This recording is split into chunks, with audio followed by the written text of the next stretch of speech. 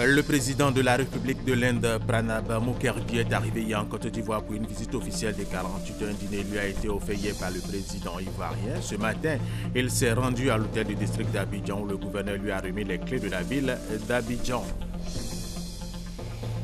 Les examens à grand tirage se poursuivent en Côte d'Ivoire. Après le CEPE hier, les épreuves orales du BEPC ont débuté ce mercredi matin sur l'ensemble du territoire ivoirien.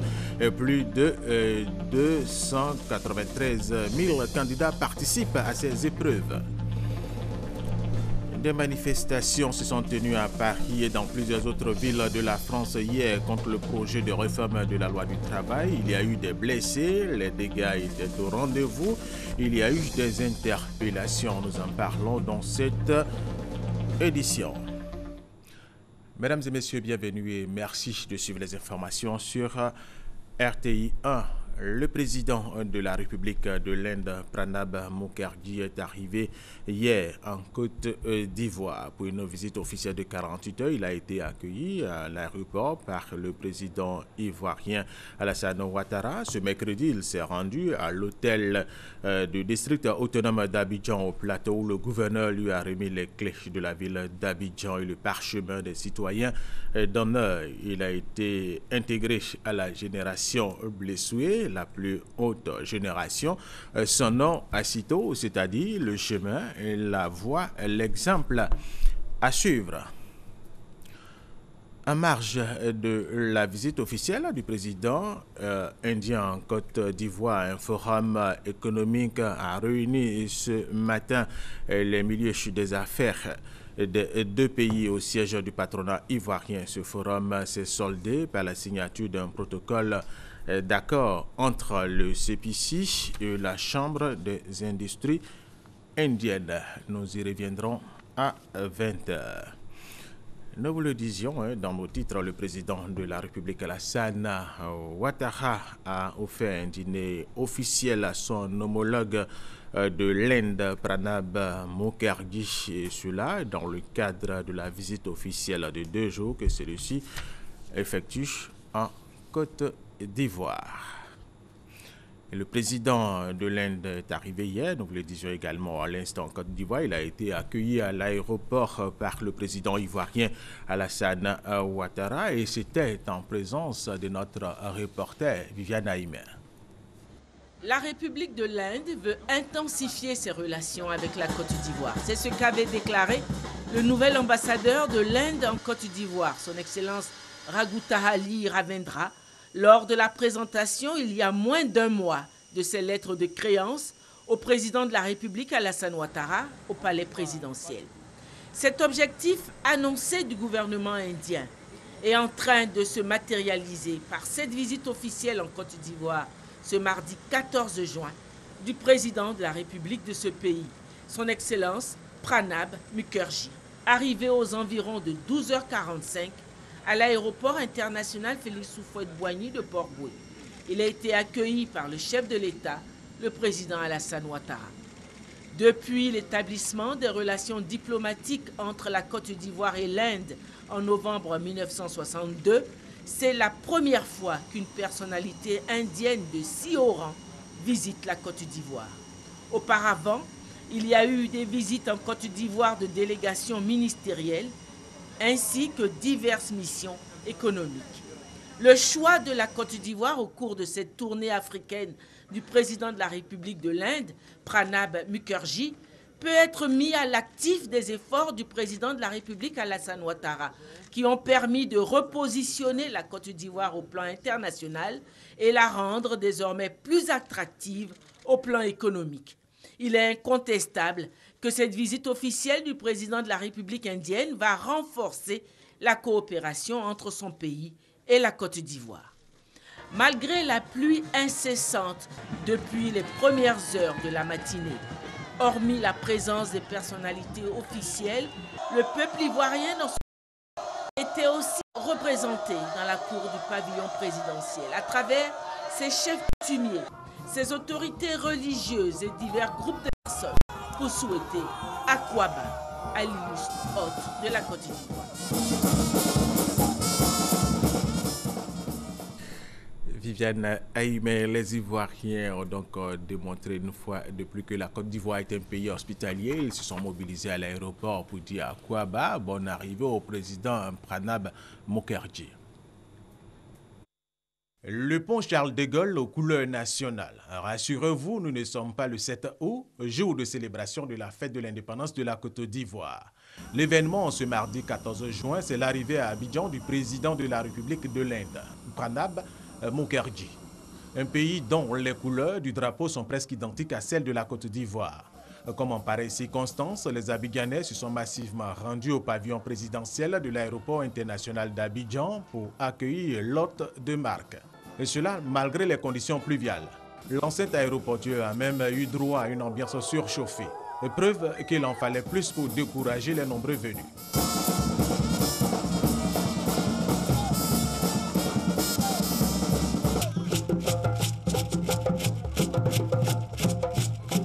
Au-delà de la manifestation de l'hospitalité ivoirienne, bien de raisons ont motivé cette mobilisation. C'est un pays de 2,2 milliards d'habitants. Le deuxième pays le plus peuplé, voilà, après la Chine. C'est un pays industrialisé. Et la Côte d'Ivoire a noué ses relations avec l'Inde depuis fort longtemps. Ça ne date pas d'aujourd'hui. Avec le président Alassane, c'est le renforcement de cette coopération. Je sais que en matière de produits cosmétiques, ils sont vraiment forts et puis ils sont beaucoup attachés à la culture, à leur tradition. Et puis on regarde beaucoup leurs films comme Saloni, Vaidei. L'ambiance sera maintenue jusqu'à l'arrivée de l'hôte de marque. Elle va même monter d'un cran à la sortie des deux présidents du salon d'honneur. Après quoi, on peut regagner chez soi avec le sentiment du devoir accompli. Cette visite officielle du président de l'Inde en Côte d'Ivoire qui prend fin ce mercredi renforce la coopération entre les deux pays et dans plusieurs secteurs d'activité. Cela est sanctionné par la signature d'accords de partenariat, nous dit Jérôme Kofi Aboler.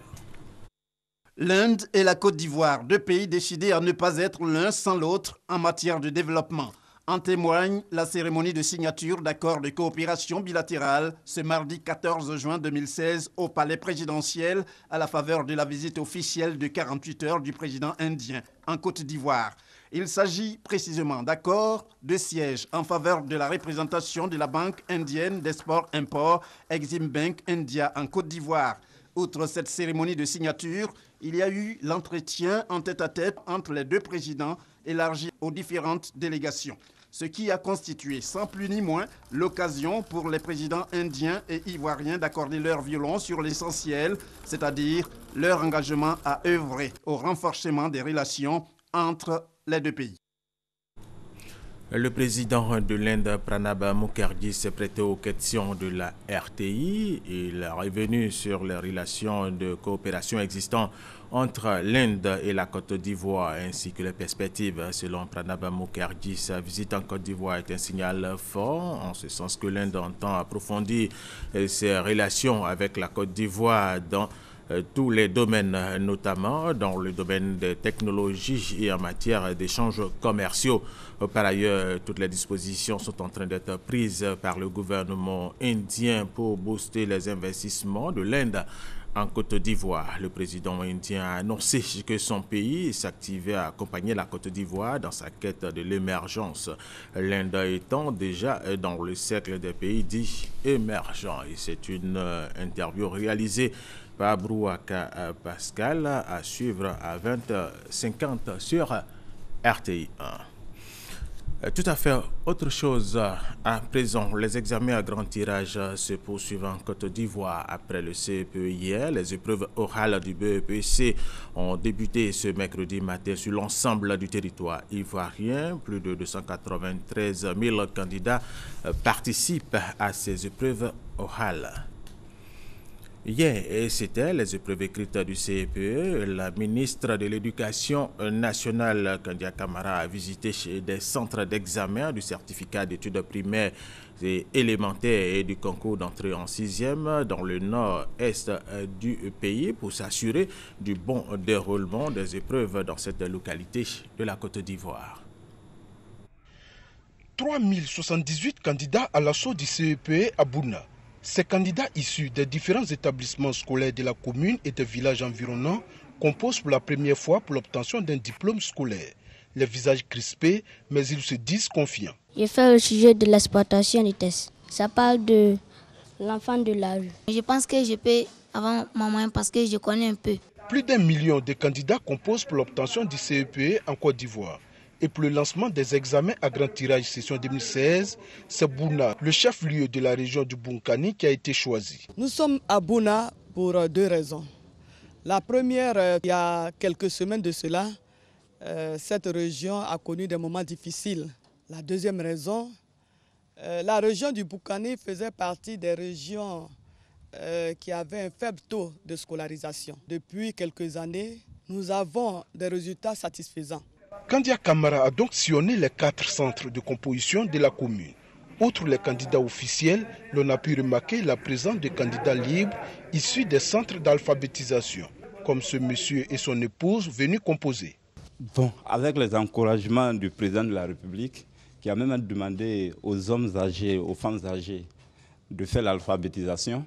Et pourquoi moi qui ai fait les bancs, il y a peut-être 25 ans de cela aujourd'hui, pourquoi ne pas réessayer d'obtenir le CFE et peut-être Dieu m'ouvrira les portes pour l'avenir, pour un bon futur. Il y a même mon fils qui compose aujourd'hui même à Téini. Le courage de ce couple est salué par la ministre de l'Éducation nationale qui encourage d'autres personnes à leur emboîter le pas. Comme il est de coutume à l'entame des examens scolaires, la ministre de l'Éducation nationale a remis des véhicules neufs à certains de ses collaborateurs pour mener à bien leur mission. Ainsi, le directeur régional de l'Éducation nationale de Bouna et les inspecteurs des IEP de Transua et Kwasi Datekro ont reçu chacun un véhicule. Ce sont en tout 24 véhicules d'un coût global de 634 millions de francs CFA qui seront remis à certains directeurs régionaux et inspecteurs de l'enseignement primaire. L'étape de Bouna terminée, la ministre de l'Éducation nationale s'est rendue également à Bondoukou où elle a visité quelques centres de composition. Et c'était un reportage de Vénance Eman Niamie. Nous allons rester toujours dans le domaine éducatif pour permettre aux étudiants de l'Académie régionale des sciences techniques de la mer de Saint-Cérès-Mont dans le tissu socio-économique. Une commission pédagogique consultative a lieu chaque année pour échanger avec les entreprises afin d'adapter la formation de cette école supérieure aux besoins des entreprises du secteur maritime. Pour nous en parler, Éric Goré. Acteurs du système maritime, portuaire et industriel réunis en commission pédagogique consultative à l'Académie des mers. Il s'agit au cours de cette rencontre qui a lieu chaque année de recueillir les besoins du marché de l'emploi dans le secteur maritime. Depuis un moment, nous donnons des enseignements, nous donnons des formations aux élèves. Il était important pour nous de savoir est-ce que nos formations répondent aux besoins des entreprises actuellement.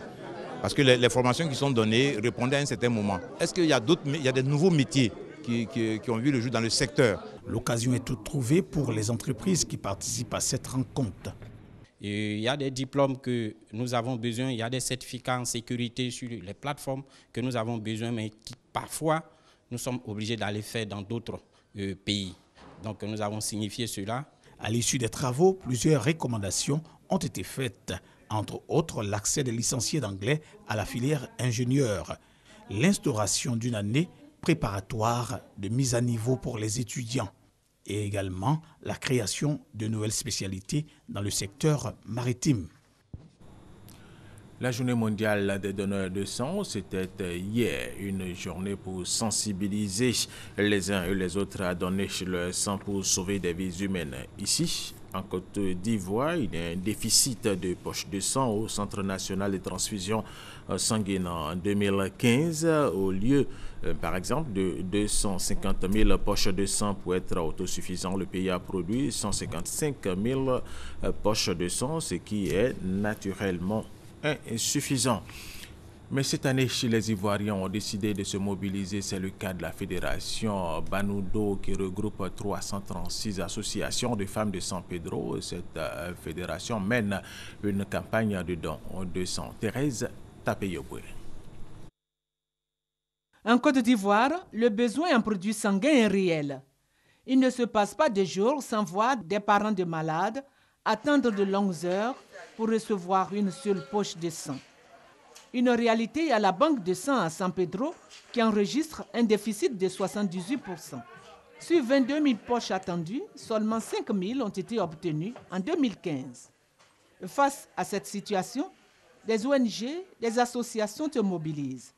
C'est le cas de la Fédération Banundo, qui signifie en langue locale Soyons Unis, qui regroupe plus de 336 associations de femmes qui vient d'organiser une opération de don de sang. Un geste salué par des autorités locales. La Fédération des femmes de San Pedro a fait également don de kits de naissance et d'entretien à de nouvelles mères dans plusieurs maternités de la ville. Banundo existe depuis 2013. Tetiako Inago Begré en est la présidente. Et cette association se veut également une structure de lutte contre la pauvreté. Une raison qui l'amène à former ses membres à des activités génératrices de revenus. Et c'est un reportage de Thérèse Tapé Yobouech. Le président du conseil régional et le député de Bokanda soutiennent les organisations et coopératives des femmes de la localité. Objectif, les aider à être autonomes financièrement. Soro Corona, Léon Broukwame, RTI Boaké. La femme, socle de l'épanouissement de la famille. Un adage pas toujours évident, surtout pour les femmes du milieu rural. Raison, analphabétisme, manque de formation et d'organisation, non-accès aux prêts bancaires pour le financement des activités génératrices de revenus. Pour atténuer ces difficultés aussi rencontrées par les femmes de Bokanda, le député de la circonscription et le président du conseil régional du NZI présentent leurs recettes. Soutien financier pour lancer les activités des nouvelles coopératives, présent pour encourager les membres des coopératives déjà en activité pour l'autonomisation de la femme. Sur cette question, les deux élus disent leur engagement à accompagner toute initiative. Ces femmes-là sont contentes de ce que nous avons fait. Si l'année prochaine, nous sommes encore présents, on fera un peu plus de ce qu'on a fait cette année. La cérémonie de ce matin me donne l'agréable occasion de saluer votre courage et votre abnégation au travail pour nourrir vos familles respectives. Je vous encourage à persévérer, à ne pas baisser les bras malgré les difficultés. Nous sommes à vos côtés. Ces engagements sont salués par les femmes de Bokanda car, disent-elles, il s'agit de booster leur combat contre la pauvreté et pour faire preuve de la cohésion sociale prônée en leur sein par le député Kwame Georges et le président du conseil régional du NZI, les femmes de Bokanda ont livré des parties sportives, le sport étant facteur de rapprochement. Léon Broukwame, le président du conseil régional du Go, Djedje Chibagnon, lui offre 18 millions de francs CFA aux jeunes et aux femmes de sa région. C'est dans le cadre de la politique d'autonomisation des femmes et des jeunes de cette région à travers l'appui et le financement de leurs activités génératrices de revenus. Honorine Kakoubla, à Nigori. Ce sont des femmes de 14 associations féminines réunis au sein de la Fédération des associations de Diego Neufla qui ont bénéficié de ce financement de 10 500 000 francs CFA du Conseil régional du Go. Les associations de jeunes des sous-préfectures de Yopoye, Bayota et Calibré ont quant à elles reçu 7 500 000 francs CFA. Les chèques ont été remis à la mairie de Diego Neufla récemment en présence des autorités locales. Le président du conseil régional du Go, Djedje Bagnon, a expliqué aux bénéficiaires que c'est pour les aider à se prendre en charge. Une politique sociale qu'il mène pour faire reculer la pauvreté dans la région du Go. Ce slogan, c'est aider l'être humain à se prendre en charge. C'est de faire en sorte que la pauvreté qui mine notre région recule un tout petit peu.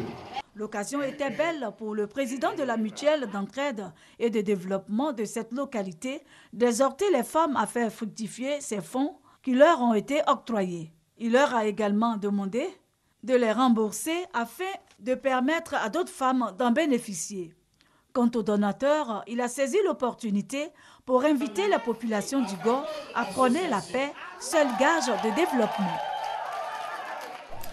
La jeunesse de l'Église universelle du Royaume de Dieu dit non aux fléaux qui détruisent les jeunes de nos jours, à savoir entre autres la drogue, la prostitution, et cela à travers des activités sportives. Regardez, c'est avec Abou Sanogo.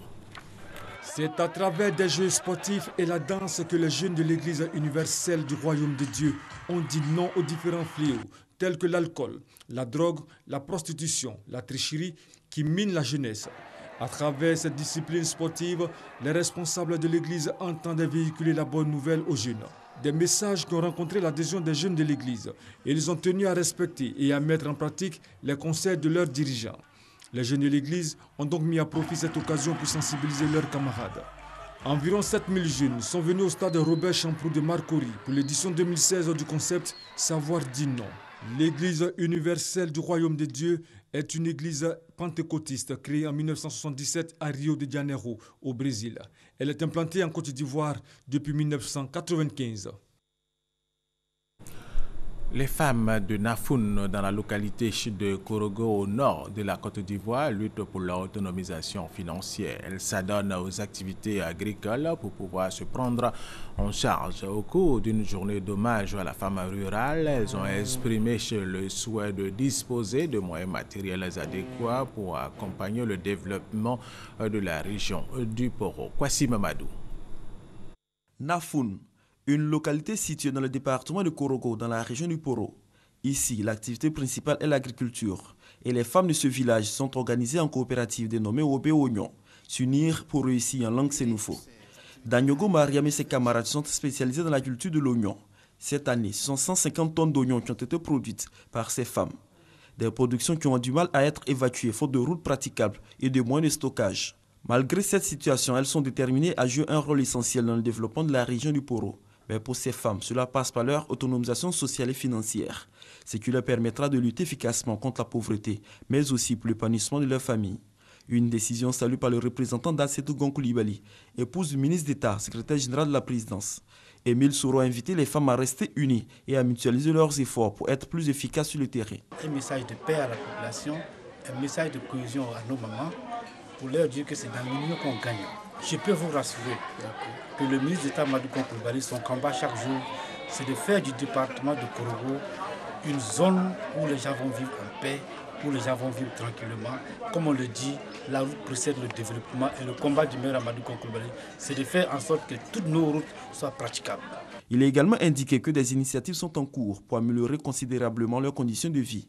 Des actions qui passent par le reprofilage des routes pour l'évacuation des produits agricoles. À cela va s'ajouter la construction des centres de santé et d'écoles dans tous les villages de la région du Poro. Pour lutter contre la déforestation, le ministère des Eaux et Forêts procède à des opérations de plantine d'arbres à travers plusieurs projets. L'objectif est de redonner à la Côte d'Ivoire son couvert forestier. L'opération a été menée à Soubréché. Les élèves du collège de la Nawa et le cantonnement des Eaux et Forêts ont participé à cette opération de plantine d'arbres. Et nous allons rester avec Kwasi Mamadou. Sauver la planète des conséquences irrémédiables du réchauffement climatique. De Paris à Soubré, l'urgence mobilise. Dans cette localité située dans le sud-ouest de la Côte d'Ivoire, on a choisi de réhabiliter le couvert forestier, moyen de lutter contre la déforestation grandissante, principale cause du réchauffement climatique. L'initiative baptisée Projet Bois de la Nawa est le cantonnement des agents des eaux et forêts et des élèves du collège de la Nawa de Soubré. Les deux entités mettent ainsi en œuvre une vaste opération de planting d'arbres. Une opération qui rencontre l'adhésion et le soutien des autorités préfectorales et scolaires de la ville de Soubré. En guise de soutien de cet élan éco-citoyen, l'administrateur du collège de la Nawa a même offert aux initiateurs 1 hectare de terrain à reboiser. La cérémonie de lancement du projet Bois de la Nawa a été l'occasion pour le colonel Kochi, chef du cantonnement des eaux et forêts de la ville de Soubré, d'expliquer les enjeux du développement durable aux élèves. Selon elle, cette opération de reboisement vise à garantir un avenir radieux et sain aux futures générations. Voilà pourquoi ces services ont déjà réalisé plus de 20 000 plans forestiers d'essences diverses cette année. Question d'entretenir et de relever le taux de couverture végétale de la Côte d'Ivoire. Au vu des enjeux, toutes les parties prenantes se sont engagées pour une réussite du projet Bois de la Nawa. Et cette information, le président français François Hollande a ratifié ce mercredi à l'Élysée l'accord sur le climat conclu en décembre à Paris. À l'issue de la COP 21, la France devient le premier pays industrialisé membre du G7 et du G20 à ratifier cet accord. Toujours en France, des manifestations se sont tenues à Paris et dans plusieurs autres villes de la France contre le projet de réforme de la loi du travail. Il y a eu des blessés, les dégâts étaient au rendez-vous. Il y a également eu des interpellations. Wilfried Herman Djivé. Manifestants encagoulés, s'attaquant à des bâtiments publics, vitrines brisées, actes de vandalisme, ces événements se déroulent à Paris. Spectacle similaire dans plusieurs villes de France. Voilà plusieurs jours que la résistance à la loi El Khomri s'exprime à gorge déployée dans les rues de France. Des marches aux allures pacifiques qui traduisent en réalité l'expression d'une extrême violence. En première ligne de défense, les forces de police, dernier rempart entre l'incivisme et les biens publics, l'autorité de l'État. Dans ce champ de violence, ce manifestant tape dans un ballon de football, comme pour dire son mépris à l'événement qui tente de voler la vedette au mécontentement de ces milliers de travailleurs. La France accueille l'Euro de foot 2016. L'événement semble figurer dans les pages blanches pour ces manifestants. L'ensemble de la population est méprisée et on nous propose un seul rêve, c'est l'Euro de foot. Bon, ben, ça va quoi. Je pense qu'il faut soutenir tout ce qui nous permet de au moins faire savoir qu'on n'est pas d'accord. 49-3 ou pas, assemblée ou ce qu'on veut, on va mettre la pression jusqu'au bout et on va obliger ce gouvernement à retirer la loi, tout simplement. 29 policiers, 11 manifestants blessés, 58 interpellations. La forte mobilisation contre la loi travail n'a pas épargné les boutiques et enseignes de la rue située à proximité de l'hôpital Necker de Paris. Et pour rappel, le président de la République de l'Inde, Pranab Mukherjee, est arrivé hier en Côte d'Ivoire pour une visite officielle de 48 heures. Il a été accueilli à l'aéroport Félix Houphouët-Boigny d'Abidjan par le président ivoirien Alassane Ouattara. Ce mercredi, il s'est rendu à l'hôtel du district autonome d'Abidjan au plateau où le gouverneur lui a remis les clés de la ville d'Abidjan et le parchemin des citoyens dont il a été intégré à la génération Blessoué, la plus haute génération. Son nom, Cito, c'est-à-dire le chemin, la voie, l'exemple à suivre. Et le président de la République, Alassane Ouattara, a offert un dîner officiel à son homologue de l'Inde, Pranab Mukherjee, et cela dans le cadre de sa visite officielle en Côte d'Ivoire. Et c'était hier. Et c'est la fin de cette édition. Merci de l'avoir suivi et resté avec nous sur RTI 1.